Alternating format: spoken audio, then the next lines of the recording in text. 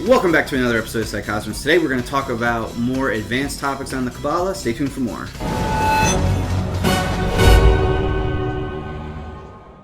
I'll go ahead and talk about like the Kabbalah a little bit because Go for it. The tree of life and the tree of death and everything. Sure. I'm not the most familiar with the individual Sephiroth actually. I am very familiar with them. Yes. So for me, the way I view the tree of life and tree of death actually is where I believe it's kingdom, the middle point between the two, the connecting point. Yeah. That would be considered earth, and then we have what would be the tree of death actually reflecting here on it, and then the tree of life reflecting down. So it's like we're kind of just a reflecting point of heaven and hell, pretty much. Yeah, that's definitely one way to see it when you have the whole schemata where the tree of life and the tree of death are connected at Malkuth. But if you also take the anatomical tree on top of tree, which is another big concept of theirs, the Kabbalah is the face connected at Malkuth here, and then the Klippa is the everything below the body. But then they also have the Kabbalah on its side as well. It's called side Partsufim. But there's like a bunch of different things that go into that. But going back to what you were saying, yeah, Kabbalah on top of Klippa is just basically like understanding the mechanisms of heaven and hell, right? So it's like you can either go upward or you can go downward. It's very similar to a lot of like you'll see a lot of graphs that are like spirals that go upward and downward, and they're like emotional gratification scales. A lot of people use those too, but basically, yeah, Kabbalah is supposed to be the pathway to God, the pathway of ascension, and then the Klippa is supposed to be the pathway into death. And so a lot of people talk about you have to descend before you ascend, and that's not supposed to be going down the Klippa. That's actually supposed to be going like internally, right? So you're supposed to descend internally and then go externally. They're going descend down when you're supposed to be descend inward. So okay. So right. So there's an inside and an outside, and it's funny too because if you study the advanced mechanics of Kabbalism, they have like front side, back side, upright side Partsufim, upside down, you know. They have all these different like ways in which they interpret it, but they don't have like an inside out, and that's that's kind of like the one that they're really missing, I guess, is like the inside out. They're all about density and, you know, God creating a vortex of density and all this other stuff, but like they don't go inside out. That's actually one of the things I talk about too, where I speculate that there's a 12th Sephiroth between Hod and Nezak, which is like right here in the solar plexus, and I call it the Christ Sephiroth because, you know, it's peace, internal love for yourself, that kind of level of wisdom. It's a reflection of Da'at in a sense. But anyway, yeah, there's a lot that goes into Kabbalistic philosophy for sure. Yeah, there's a lot. Dude, I definitely want to learn more about the Sephiroth at some point. Malkuth is the bottom rung that a lot of time people say that represents Earth. The next one up would be Yesod, and Yesod oftentimes represents the moon. However, that's not locked in place because the moon has a full and a new moon.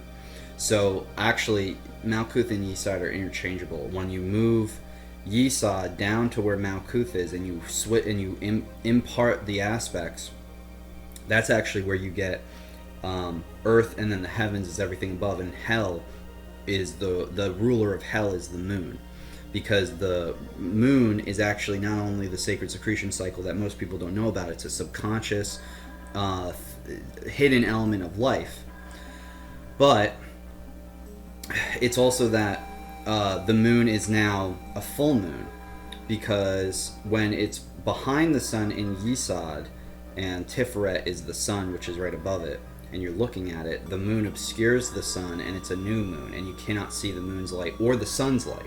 But when you flip it, then Malkuth becomes Yesod, and it becomes what's known as the shining mirror.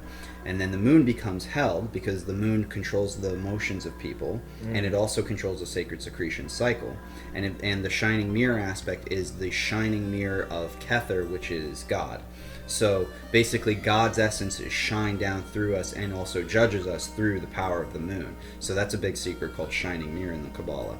But when you go up or down the Kabbalah, you're doing what's called fulfilling the Mashach. The Mashach, of course, means the anointment. So you're becoming baptized, you're becoming the anointed one internally.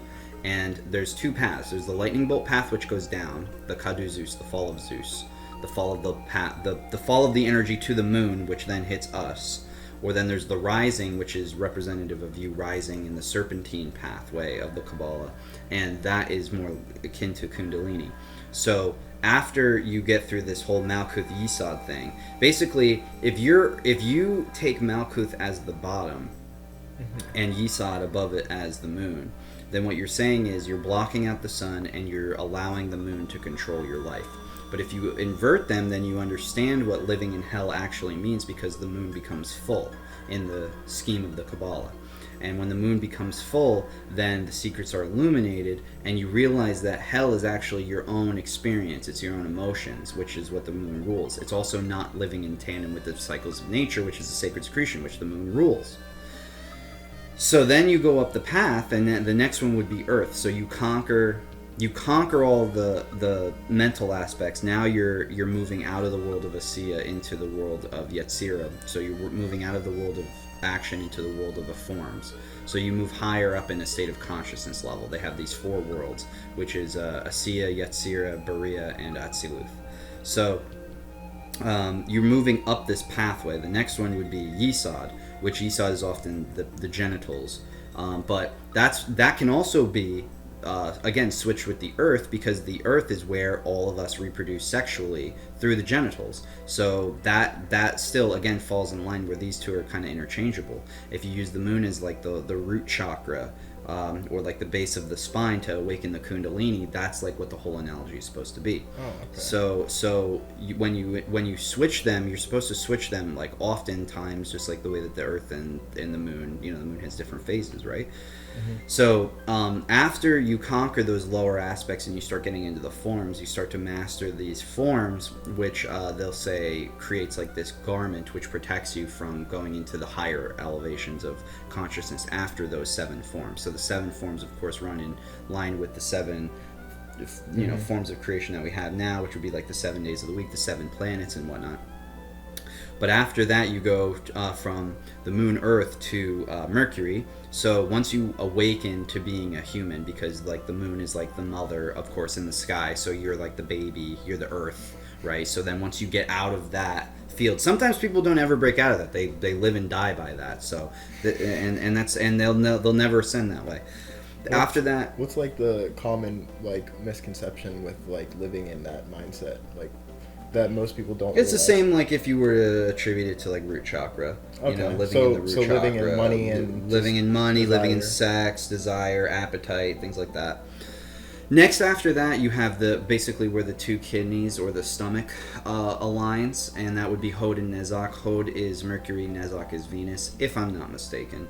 Hod and Nezak are, again, the faculties of basically, love, forgiveness, and the mind, but also the androgynous. So the mercurial is curious, but it's also androgynous. So it's mastering. It's the first level of awakening the divine feminine, divine masculine within yourself. Is that Hod and Nezak, Mercury, Venus, and also keep in mind too, these are all going to be planets that are on the internal cusp of that first asteroid belt.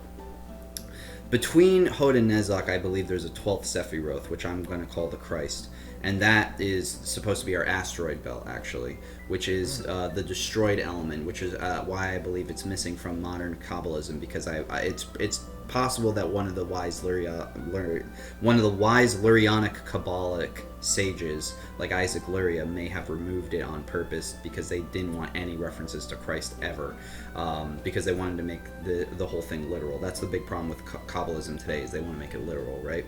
So anyway, that's how most like religions are now. Yeah, they want to make it physical and literal, because if they do, then it plays into the lower aspects of people, and you'll get more people to follow them, and there's more demons today than anything else. Not only that, but it's very much easier to control your populace if you have them in those lower states anyways. It's true. It's absolutely true, because you got to go off of the fear, the appetite, you got to go off of all that. So basically, after you master those concepts, you move into the next concept, which would be Tiferet. That's going to be the sun. That's also going to be where you have your heart chakra, oftentimes. And so the heart chakra being related to the sun, of course. There's a little bit of a connection there, but either way, the sun is what is known as like the strength or the core or the central part of the person. It's also the solar plexus because it's near the stomach, which of course is like a furnace. You know, you're eating, and it's almost acidic in that sense. But yeah, there's a lot that goes into that as well. But it's the Tiferet part is about mastering like your a lot of the time like your ego, mastering like that central appetite of wanting to like overcome and conquer. You have to like kind of put that energy into the right place. After you conquer the sun, then you have to conquer Gevora, which is Mars. And the reason you do that is because once you become illuminated, the first thing you want to do is to squash all the evil in the world. But you have to understand where you fall in that category of the martial. So you can't be too dictator-like, or you can't be too totalitarian or draconian. You know, you can't be too aggressive with the way that you want to do things. And that's actually where I would say a lot of people in the Jewish faith are falling. They're getting up to that Gevora, and they're never... they're trying to break through using like aggression. That's, I think, where the highest of where most people are getting on that scale today, especially rabbis. They're just trying to use their authority, their rabbinical authority to preach, and they're misleading people because they really don't get it. But anyway, so then once you conquer Gevora, which is that Marsian aspect. See, there's a cross in the Kabbalah where Gevora actually connects with Chokmah, which is Chokmah would be Neptune, but it's also the Holy Mother. In a lot of senses, it's supposed to represent wisdom. It represents the sun. It represents like the sun, left brain masculinity, but on a higher level of consciousness, it's guarded by the feminine. And then the opposite is true of Bina, which is Saturn, which would be the sun in its element, but it would be the... I'm sorry. Bina would be the Holy Mother attribute of understanding and empathy, but it's guarded by the sun, which would be the demiurge, which would be related to Saturn. And that's why Saturn's actually a big contention point of worship for the Jews, because they feel like Saturn is like the gatekeeper between them and the heavens. So they want to follow Saturn, not knowing that Saturn's actually the demiurgical planet. It's one of the malefic planets in astrology. It's one of the evil planets in astrology, basically. And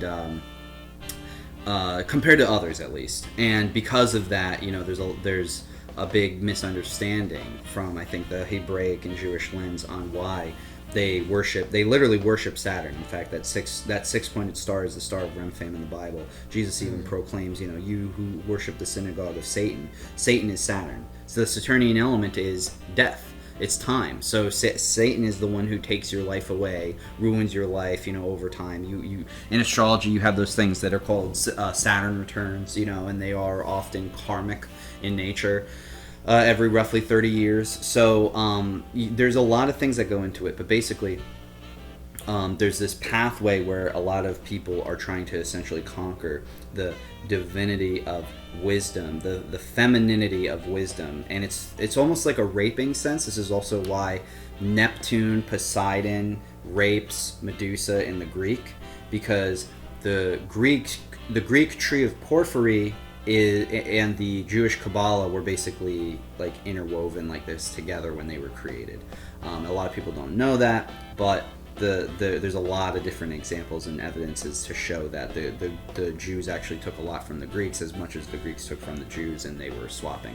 I've talked with a lot of Jewish people, rabbinical Jews. I've talked with rabbis, Kabbalistic sages of the modern day. And they all believe basically that the Jews created this system and everybody else copied them. Totally wrong. They don't know about history. They don't know what they're talking about. And all of the evidence is there to support it too. They're crazy, and they want to say that they're the best and that they came up with everything. But that's definitely not true, because they don't even have the Kabbalah perfected in its perfect state. Everybody knows that there's supposed to be 12 archetypal aspects to creation at the highest front, because 12 becomes 13, and they want to run with 11. It's like, there's actually a secret one. It's called Da'a. It's number 11. It's like, okay, well, where's 12? When are you guys going to talk about number 12? I already talked about it. It's between Hod and Nezak, and it's between the pathways of Jupiter and Mars, if I'm not mistaken. I think it's Sagittarius and Mars, actually. But either way, that's right between where the asteroid belt is, right between Mars and Jupiter. So there's and then it also kind of placates into the world of Yetzirah having 7 forms total over just 6. So there's all this other crap and nonsense, but basically that's just that's what I'm purporting here, is there's got to be a reflection of Da'at, because there isn't one in the Kabbalah, and everything has to have a reflection according to them. So there's like all these different reflections that you see. Again, you have like this concept of tree on top of tree, and the tree on top of the tree is your head on top of your body. So they'll talk about things like Aleph, Mem, Shin, the 3 mother letters, where you have the fire is the Shin, that's on the top. The Aleph is in the middle, that's the nose, that's in the middle, and then the mouth is the Mem, which is the water and the earth, and that's on the bottom. This is also in the body because your brain is like the fire, your lungs are like the air, and your stomach is like the earth and the water, and then you have the earth, which is earth and water, atmosphere, air, and then fire, as in like the stars of heaven. So basically, what they do is they look at physical patterns. It's actually very dark magic. They are looking at physical patterns to prove God's existence. It's the same way people worship astrology. I don't worship astrology. I use it as a tool. I understand that there are patterns and mechanisms that the divine Lord created, and he sent his son Jesus Christ to tell us, hey, worship God, don't worship the other stuff, because like that stuff's not going to get you anything. It's just going to tell you like events that are going to happen and things like that, and you should definitely use it as a science. I mean, that's how they found Jesus in the manger. The 3 wise men used the stars. There's plenty of astrological interpretations in the Bible, and if you don't understand that, then you need to get our book, Psycosmos, a synthesis on human history and spirituality, because that's where we talk about all of it. But nice plug. Yeah, nice plug. All the major world religions use astrology to some degree. This includes Christianity, get over it. This includes Judaism, get over it. This is a big deal, and this is why they always harped on this, but it's not supposed to be something that's worshipped. And the issue that we have today with Kabbalistic sages is they want to purport this as like the ultimate divine wisdom. What they don't even recognize or understand is that they are missing key ingredients. They are missing key. They got like a beautiful spreadsheet. They got like probably one of the best blueprints that could ever exist on a pathway to God, and they're just screwing it all up. The 10 major spheres, the 2 hidden ones, all the 22 pathways which coalesce with the 22 paths of the tarot, the major arcana, as well as the 22 letters in the Hebrew alphabet. But it goes even deeper than that. There's reasons why they chose all these numbers. 22 letters is 22 bones in the skull, 22 chromosomes in the body. There's 33 teeth, normally 17 on top, 16 on the bottom, including the wisdom teeth, 33 bones in the spine, roughly speaking. It's like all of these things were created for specific reasons by all these major world religions, but people don't really know about it, and that's okay.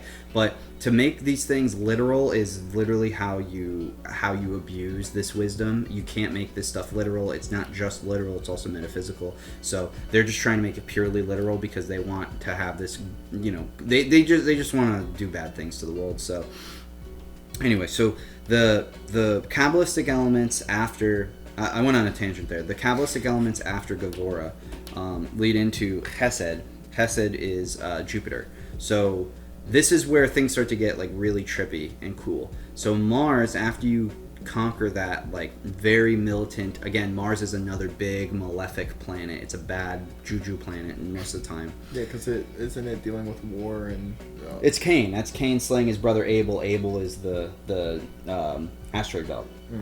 So there was a planet there 30,000 years ago, and it got destroyed between the gravitational forces of Mars and Jupiter. So we came up with all these stories to talk about it because it was in the sky. But that also impacts us because once the planet is destroyed, we get like a frequency break. Yeah. So the asteroid belt ended up forming because of Jupiter and Mars not being able to contend with each other. So after you go through the Marsian aspect, then you go through the Jupiterian aspect, and the Jupiterian aspect is the pathway to the higher realms. So right outside of that asteroid belt, right, you have Jupiter. So Jupiter's like the last thing that you have to conquer that's closest to us before you get to Saturn, which is outside of us. That's the way that the Kabbalistic sages saw it. So Chesed represents love. It represents Jove, joy. right? And again, this is why I proclaim not a lot of Jews make it there, because if you actually meet a lot of Jewish people today, they're the most miserable people you could ever friggin' talk to, and I'm a Jew, so I get to say that. I lived in New York. I lived in New York City. I get to say that. The Jews in New York City specifically, the ones that think they won't run the world, they're miserable. And a lot of Jews all around this country are miserable, and a lot of Jews around this world are miserable, and it's because you are not understanding what you are trying to learn. You're trying to make this all physical and about all these different archetypes and tikkuns and all this other crap. Like, no, it's literally about living a good life, and Jesus talked all about it, and he is your Messiah, and you should just read the friggin' Bible, right? Like, I can tell you personally, as somebody who has really mastered a lot of this Kabbalistic wisdom, and I mean mastered it, not like I'm a master or an expert, but I've mastered a lot of it for myself. Personally, made it practical, made it something I can actually follow, so I don't have mental disorders and schizophrenia like a lot of people who I know have studied Kabbalah. You have to actually make sense of it by pairing it with the other spiritual religions, and the problem is that there's a form of xenophobia. There's a form of racism within a lot of the Jewish communities today, where they will not go outside of their own community to find answers, and because of that, it's all darkness, darkness, darkness, darkness. Metzitza b'peh, give me a baby. Arrgh. Like, dude, it's fucked up. It's nasty. I'm sorry. I'm not trying to get nasty and negative here, but it's like screwed up, and this is why we're having problems. I'm not saying it's Jews. We're seeing. I'm saying it's Sabbatean Frankist Jews who are pretending to be Jews and they're not Jews. Yeah, but we're seeing the same problem in many different religions, almost all of them, because it's all pretty much just separated and divided and everything, and even with like Christianity, man, we have different sectors of those, and it's just a mess. Well, the different denominations of Christianity come from them not understanding what they worship, right? So you have all these different forms. The biggest one would be Catholicism versus most Christians, because the Catholics worship the Mother Mary. They worship the Holy Mother, which is the Holy Spirit. And then the other forms of Christian denominations either worship the Holy Spirit, they worship Jesus, or they worship the Father. But a lot of them don't know which one to worship between their Trinity, and that's actually where a lot of all these denominations come from. It's almost similar with the Jews of today, except that most Jews of today don't even know that they've already been brainwashed in a cult called Sabbatean Frankism.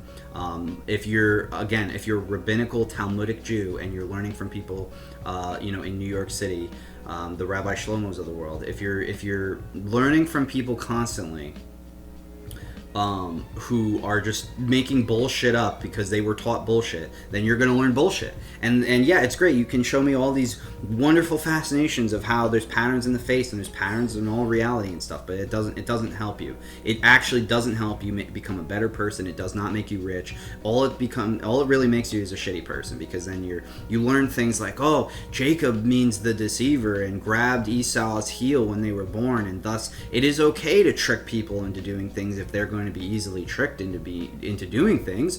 You can easily get away with tricking and lying to people because God made this world a playground, and God was a harsh creator, and evil, everything's bad, blah blah blah blah blah. It's like you're looking at it the completely wrong way. I don't care if you know about side partsufim and all the tikkuns and front side back side and tree on top of tree and aleph mem shit. I don't care if you know all that stuff. I don't care how deep it goes.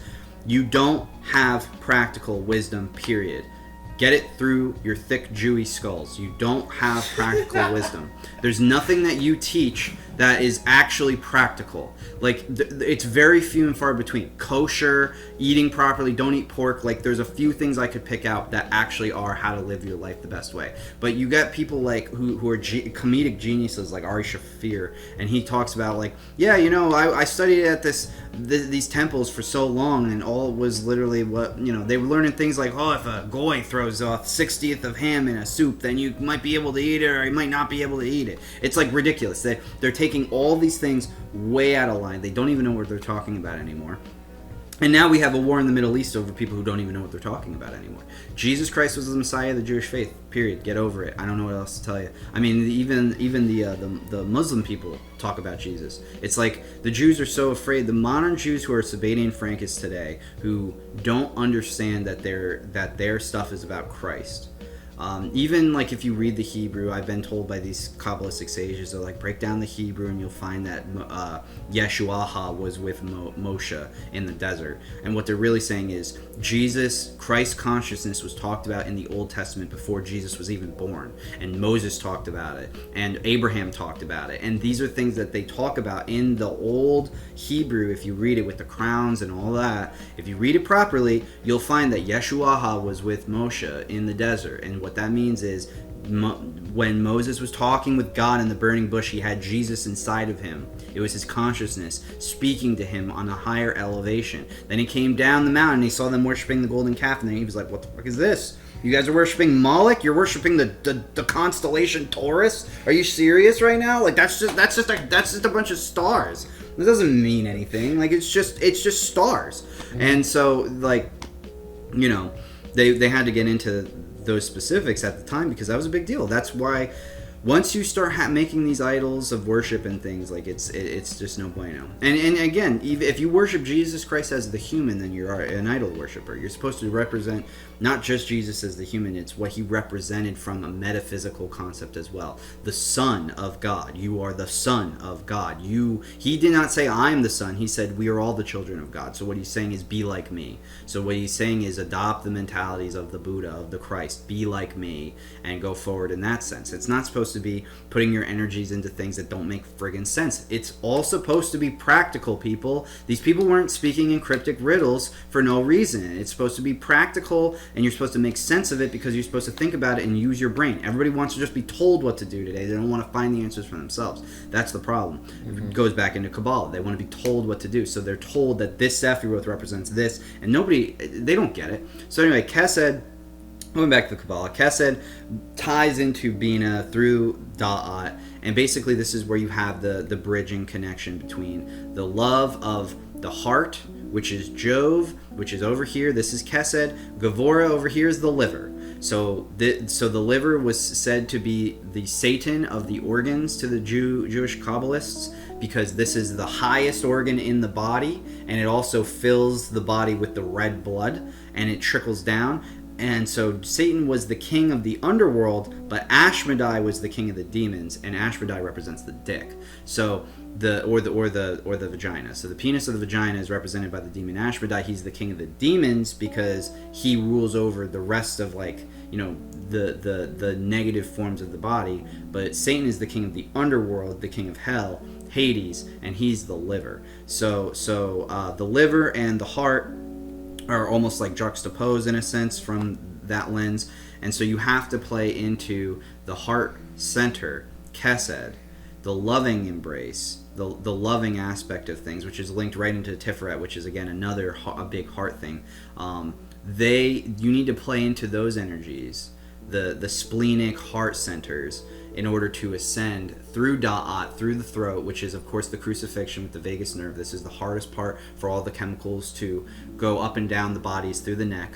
And because this is like the gateway, the pathway, the hidden element, the 11th of knowledge. So knowledge is through listening and speaking, which is related to the voice, which is related to sound and vibration. And the sound and vibration if you take the Da'at and you go all the way up to Kether, there's only 4. It's the Da'at, Bina, Chokmah, and Kether. And so from Da'at up, from the neck up, this is the lowest form of spiritual energy is vibration, which is why it comes from the throat here. So that's the lowest form. Sound is lower than light in the grand cosmic scheme of things. So light is at the top, sound is at the bottom. So here's Da'at here, which you use for your voice to spread and understand knowledge. So it's connection. It's also representative of experience. Then you go into the left then you go into the right hemisphere of the brain. The right hemisphere of the brain is the loving aspect of the brain. This is where you have understanding.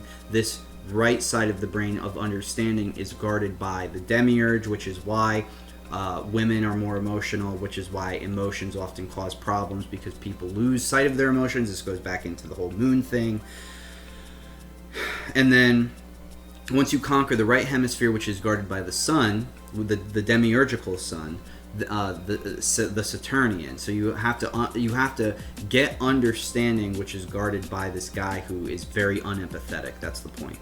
Then you bridge over to the left hemisphere of the brain, which is the chokmah, which is the wisdom, which is guarded by the feminine. So the only way that you can get through the wisdom is through having knowledge with understanding and love.